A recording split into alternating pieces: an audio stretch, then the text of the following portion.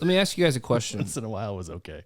So obviously there's 4 top quarterbacks in this class that are projected to go like early first round.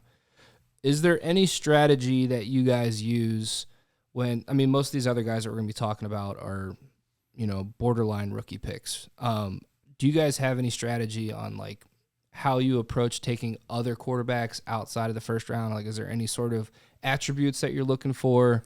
Draft capital, like landing spot, like what are you guys looking for? So for me, do you take quarterbacks outside, these guys? Or obviously, if they're second round pick, you probably would. But yeah, if we're talking day 3 guys, third and plus. So for me, like I hadn't had like a solid, hey, this is what I do in this kind of situation. But this past year, I thought to myself when Brock Purdy like kind of came out of nowhere, like.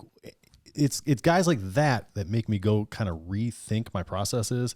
Like, what did I miss in that evaluation that, like, because he was so good at the end of the year. I mean, he's looking like a guy that could end up being their franchise quarterback. You missed everything because you didn't watch the film. How did I miss exactly? Like, how did I miss that? Why didn't I like at least catch on? And Kyle Shanahan's offense has been so QB friendly for years. Like, that's somebody that, like, in the back of my mind, I should, no matter where they get drafted, I should have a look at that guy. You know what I mean? Because Kyle has seen something in him, and he makes his offense super easy for these quarterbacks. He just seems to rotate whatever backup kind of comes in, and he makes him look like a competent NFL quarterback. Yeah. So are there any other quarterback friendly systems like that around the league? Maybe it's a Kyle Shanahan disciple or something like that, like a Mike McDaniels. Like if they draft a guy super late, Mr. Irrelevant or something like that, do you go ahead and just pick him up on a whim? Because who knows, the guy in front of him is concussed 3 times in one season.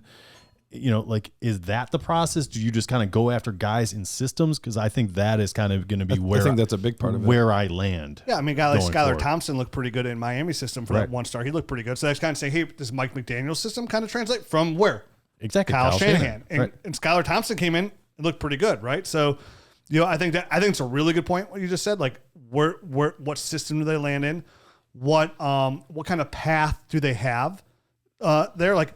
To Miami, we know Tua's head is, he's one hit away from having multiple starts. Now, they have Skylar Thompson. I might be happy with them, but like a situation like that, But those are San Francisco. Like that. I feel like is obvious. You know what I mean? Like the next layer is just the flat out system. You know what I mean? Like because when Brock Purdy was drafted, Jimmy Garoppolo was there, Trey Lance was there. Nobody was paying. I didn't even pay attention to Brock Purdy. I was like, third quarterback. They just drafted him. Nobody is Mr. Irrelevant. Tossed him in the bin and looked the other direction. And that's what I need to eliminate out of my process. That's what I've found I need to eliminate out of the process from a guy like Brock Purdy hitting and me like completely ignoring. And in Superflex leagues where you have the rights to players for 2 years, that's probably your best gamble. Like instead of gamble on like these running backs or tight end, like you're probably like, okay, what quarterback was drafted?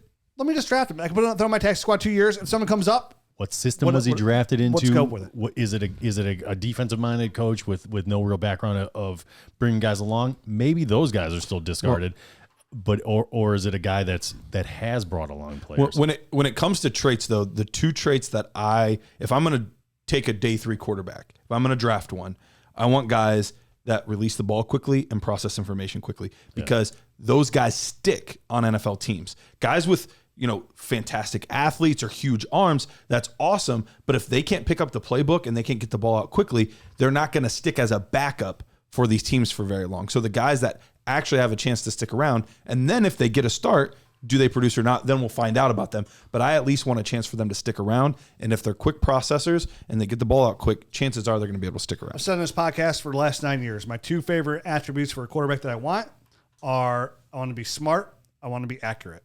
Those are my 2. I don't care if he could throw the ball 90 yards. I don't care if he could throw 50. I don't care if he could throw a ball through the uprights from his knees. I don't care. I want to be smart. I want to be accurate. Most throws in the NFL are under 20 yards, and you just want to be able to process information, like you said, and you want to be able to put the ball on the numbers. That's what I want because then you'll have an opportunity at some point. And I think mobility definitely is starting to come in a lot more. And I think this next guy you guys are about to talk about kind of fits in to maybe a guy you might want to throw into that kind of mold.